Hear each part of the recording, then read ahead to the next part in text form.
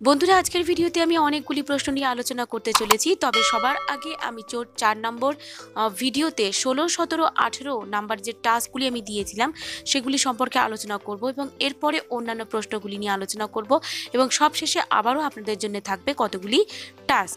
সেই টাস্কের উত্তরগুলি আপনারা কমেন্ট বক্সে কমেন্ট করবেন এবং প্রতিদিনকার ভিডিওতে আমি সবার করা কমেন্ট নিয়ে আলোচনা করব। তো চলুন বন্ধুরা, শুরু করা যাক আজকের ভিডিওটি। তো বন্ধুরা চলুন শুরু করা যাক আপার প্রাইমারি কোশ্চেন অ্যান্সার পর্বগুলি নিয়ে। অর্থাৎ 4th পার্টের ভিডিওতে আমি যে প্রশ্নগুলি আপনাদেরকে দিয়েছিলাম সেগুলি সম্পর্কে আমি আলোচনা করতে চলেছি। 16 অর্থাৎ 16 নম্বরের প্রশ্নে ছিল অবসর সময় কিভাবে কাটান। এই প্রশ্নটি উত্তর দুজন সাবস্ক্রাইবার বন্ধু খুব সুন্দর উত্তর দিয়েছেন, সেটা এবার দেখুন। উজ্জ্বল দাস লিখছেন যে অবসর সময়ে কোনো সৃজনশীল বই পড়া এবং কিভাবে নিজের শিক্ষানীতি আরও উন্নত মানের করা যায় সে বিষয় পরিকল্পনা করা। এই বিষয়টা নিয়ে আমি উজ্জ্বল দাসকে বলবো যে আপনি যে বইটি পড়ছেন সেই বইটি সম্পর্কে আপনি যথেষ্ট জেনে যাবেন। অর্থাৎ আমরা যদি উত্তর করি যে অবসর সময় আমি কোনো বই পড়ি, তাহলে কোন বই কোন লেখক সেই সম্পর্কে আপনারা জেনে যাবেন। তবে অজস্র কিছু জেনে যাওয়ার দরকার নেই, অল্প করে একটি বা দুটি লেখক সম্পর্কে আপনি জেনে যাবেন, কিন্তু পরীক্ষা হলে গিয়ে যে কোনো একজন লেখকের নাম আপনি বলবেন। এছাড়া রুবিনা খাতুন ঠিক এই প্রশ্নেরই উত্তর দিচ্ছেন যে অবসর সময়ে মায়ের সঙ্গে বসে পুরনো দিনের গান শুনি। এখানে আমি বলে রাখি যে গান আপনি শোনেন, ঠিক আছে, গানকে গাইছেন বা কীরকম কী গায়ক তাদের সম্পর্কে আপনি একটু জেনে যাবেন। কারণ এখানের এই গান বিষয়ে আমি একটা খুব মজার ঘটনা আপনাদের সঙ্গে আমি শেয়ার করতে চলেছি।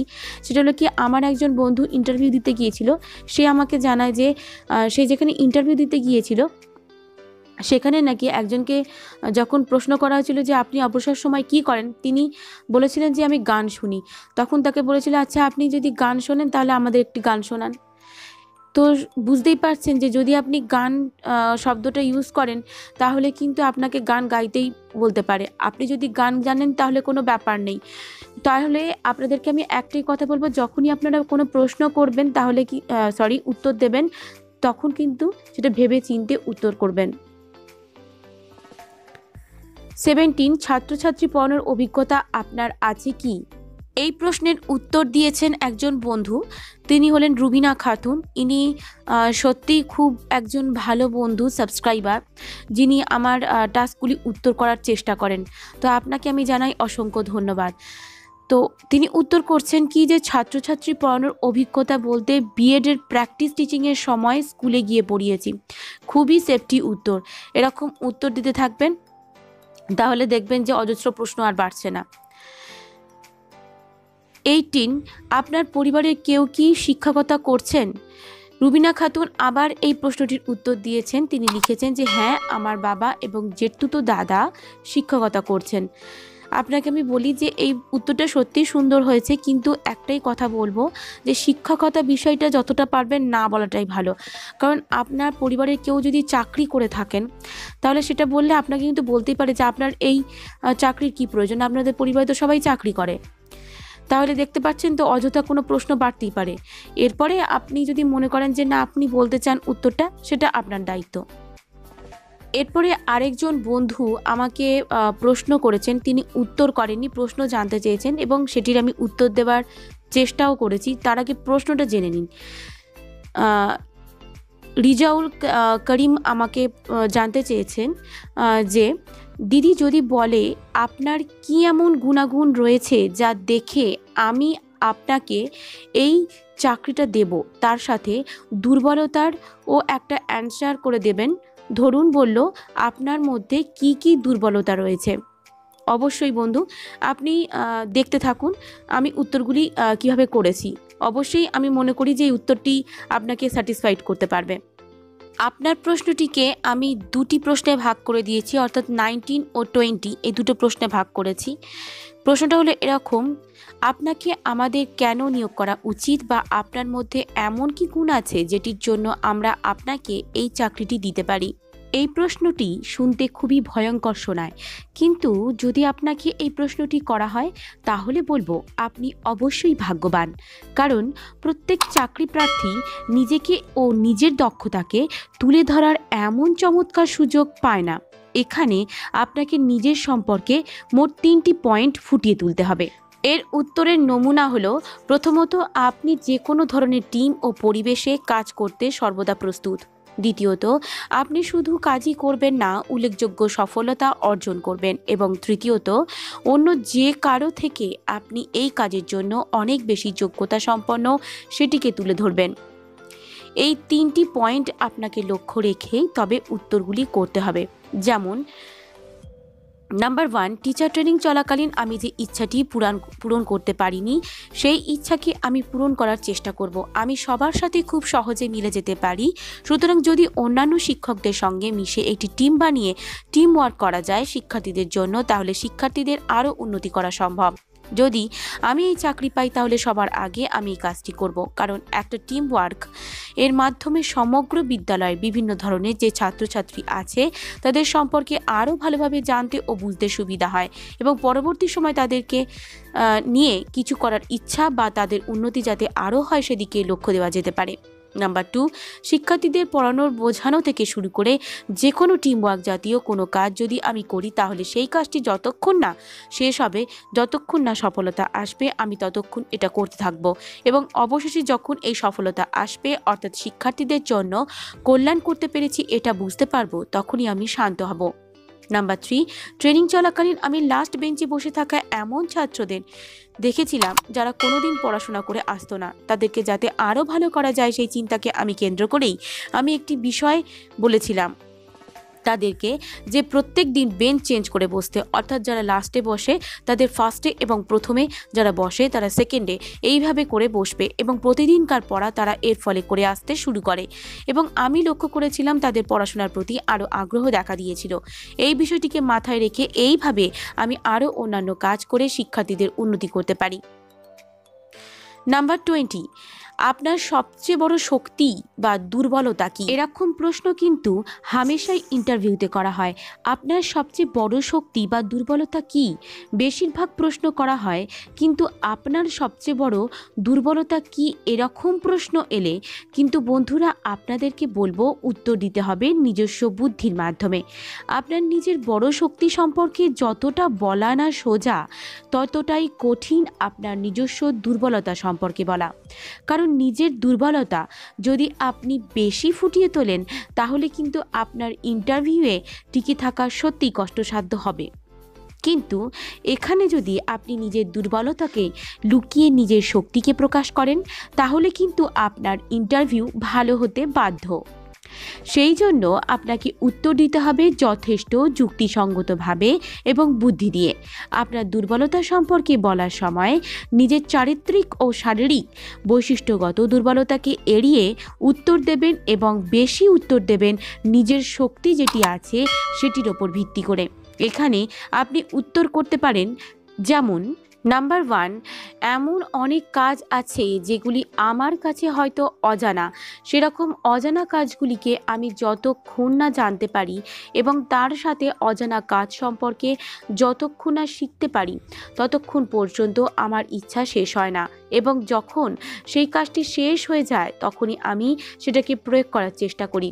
নাম্বার 2, আমি আমার যে কোনো কাজই সম্পূর্ণ করার চেষ্টা করি, যতক্ষণ না সেই কাজ শেষ হয় ততক্ষণ পর্যন্ত আমি সেই কাজটা চালিয়ে যাবার চেষ্টা করি। এছাড়া আমি যখন অন্যদের অলস হতে দেখি কোনো কাজে, তখন বেশি হতাশ হই। নাম্বার 3, এছাড়া আপনি বলতে পারেন যে আমি টিচার ট্রেনিং নেওয়ার সময় দেখেছি অনেক শিক্ষার্থীদের মধ্যে অনেক কিছু জানার বা শেখার এবং নিজেকে সবার সামনে তুলে ধরার অনেক গুণ আছে, অর্থাৎ তাদের মধ্যে অনেক সৃজনশীল গুণ আছে। সুতরাং সেই গুণগুলোকে আমি যদি বাছাই করে নিতে পারি বা তাদেরকে যদি বুঝতে পারি, তাহলে আমি তাদের জন্য আরও ভালো কিছু করতে পারি। আমার ইচ্ছা সেই সমস্ত শিক্ষার্থীদের কাছ থেকে আরও অনেক কিছু শেখা। তাদের জন্য আমি ক্লাসের মধ্যে যে সময় বাধা আছে সেই সময় যদি আমি কাজটি না করতে পারি, তাহলে ক্লাসের সেই সময়ের বাইরে গিয়ে সেই শিক্ষার্থীদের জন্য আমি আরও অনেক কিছু ভাবতে পারি, তাদের ভালো হবার জন্য অনেক কিছু করার চেষ্টাও করতে পারি। অর্থাৎ আমার ইচ্ছা হলো আমার যেটুকু অভিজ্ঞতা আছে সেটুকু অভিজ্ঞতার বাইরে আরও অভিজ্ঞতা সঞ্চয় করা এবং সেই অভিজ্ঞতাকে কাজে লাগিয়ে শিক্ষার্থীদের জন্য আরও উন্নত কিছু করার চিন্তা ভাবনা করা। নাম্বার 21, এই যে প্রশ্নটি আপনাদের কাছে আমি শেয়ার করতে চলেছি, এই প্রশ্নটা কিন্তু অনেক পরীক্ষকই করে থাকেন এবং সত্যি মজার প্রশ্ন। কিন্তু এই মজার প্রশ্নের মধ্যেই কিন্তু আপনার ভয়ের কারণ লুকিয়ে আছে এবং আপনার নিজেকে ওনাদের সামনে তুলে ধরার একটা পথ রয়েছে। সুতরাং এই প্রশ্নে যদি করে তাহলে আপনি নিজেকে ভাগ্যবান ছাড়া কিছু মনে করবেন না, কারণ এই প্রশ্নের মাধ্যমে আপনি আপনার মনে চলা সেই মুহূর্তের অবস্থাকে আপনি পরিষ্কারভাবে তাদের সামনে তুলে ধরতে পারবেন। প্রশ্নটা হলো এরকম, অনেক তো প্রশ্ন হলো, এবার একটা জোকস বলুন, আমরা একটু আপনার কাছ থেকে জোক শুনতে চাই। এরকম প্রশ্ন শুনে কিন্তু আপনি ভয় পাবেন না, বরং নিজের বুদ্ধিটিকে কাজে লাগাবেন এবং সেই বুদ্ধির নমুনাটি আমি আপনাদেরকে শেয়ার করতে চলেছি। সেটা হলো এরকম, 1, বিদ্যালয় হলো এমন একটি জায়গা যেখানে একজন শিক্ষক সহজে জোকস করতে পারেন না, কারণ আমি যদি ভূগোলের শিক্ষক হয়ে যাই তাহলে আমাকে কেউ ভূগোলের শিক্ষক বলবে না এবং আমাকে তারা জোকসের টিচার বলেই ডাকবে। তো সেটা হবে খুবই মজার ব্যাপার এবং আমার ক্লাসে তারা ভূগোল পড়ার পরিবর্তে জোক শুনতে চাইবে। এর ফলে আমাকে অনেকে ভুল ভাবতে পারে, বাকিরা ভাবতে পারে যে হয়তো আমি পড়ানোর বাইরে কেবলমাত্র জোকস করি, আর এই ভয় হলো আমার প্রধান জোকস। 2, আমার কাছে এই মুহূর্তে প্রধান জোকসটি হলো এটাই যে ইন্টারভিউ বোর্ডের মতো জায়গায় বসে আমাকে যখন বলা হয় যে আমাদের সঙ্গে আপনি একটি জোক শেয়ার করুন, এরকম অবস্থায় দাঁড়িয়ে আমি কি জোক শেয়ার করব সেটাই বুঝতে পারছি না। আর এই জোকস শেয়ারের মাধ্যমে আমার এটাই ভয় হচ্ছে যে যদি আমি এমন কিছু জোক শেয়ার করি তার থেকে আবার অন্য কোনো প্রশ্ন এসে যাবে না তো, বা পরীক্ষকদের জোকস বলে মনে আনন্দ দিতে পারবো তো। নাম্বার 3, শিক্ষকের চাকরির ক্ষেত্রে ইন্টারভিউ বোর্ড বা বিদ্যালয় যেখানেই হোক না কেন শুটেড বুটেড হয়ে যাওয়ার প্রয়োজন হয় না, কারণ যদি শিক্ষক এমন পোশাক পরে যায় তাহলে তাকে অদ্ভুত এবং অশোভনীয় দেখাবে। এই ভেবে শিক্ষক বা শিক্ষিকা তখন সেই পোশাক ছেড়ে আবার সেই শাড়ি এবং ছেলেদের ক্ষেত্রে প্যান্ট জামা পরিধান করবে।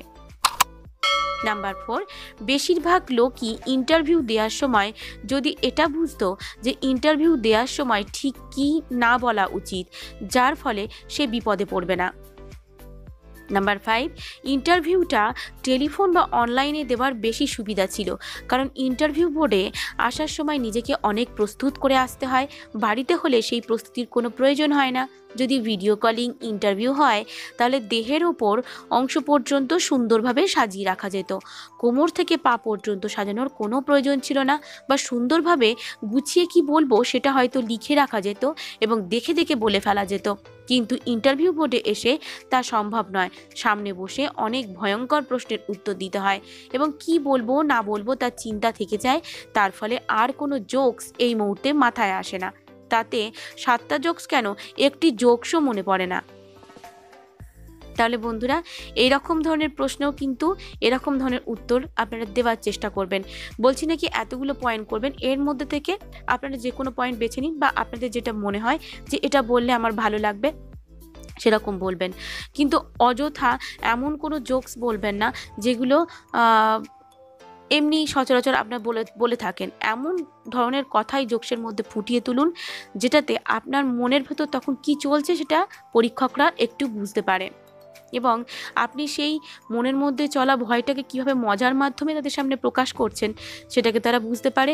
এবং এই প্রশ্নটা করার একটাই অর্থ যে আপনি সময়ের ওপর নির্ভর করে ঠিক বুদ্ধি খাটিয়ে কীরকম কী করতে পারেন সেটা দেখা হয় এবং আপনার সেই সময় কতটা সাহস সেটাও বোঝা যায় এই প্রশ্নের উত্তরগুলির মাধ্যমে। বন্ধুরা, এখানে আমি বলে রাখি যে আমি অনেক প্রশ্ন উত্তর অনেকটাই বড় দিয়েছি, আপনারা কিন্তু এত বড় উত্তর ইন্টারভিউয়ে করবেন না। আমি এত বড় উত্তর দেওয়ার একটাই কারণ, সমস্ত তথ্য আমি একসঙ্গে দেওয়ার চেষ্টা করেছি, সেই সমস্ত তথ্যগুলি থেকে আপনাদের যেগুলি মনে হবে নেবেন এবং সেগুলি পয়েন্ট করে উত্তর করার চেষ্টা করবেন। আশা করি ভিডিওটি আপনাদের আজকে ভালো লেগেছে। যদি ভালো লেগে থাকে আজকের ভিডিওটি তাহলে অবশ্যই কমেন্ট বক্সে কমেন্ট করুন। ভালো থাকবেন বন্ধুরা, ধন্যবাদ।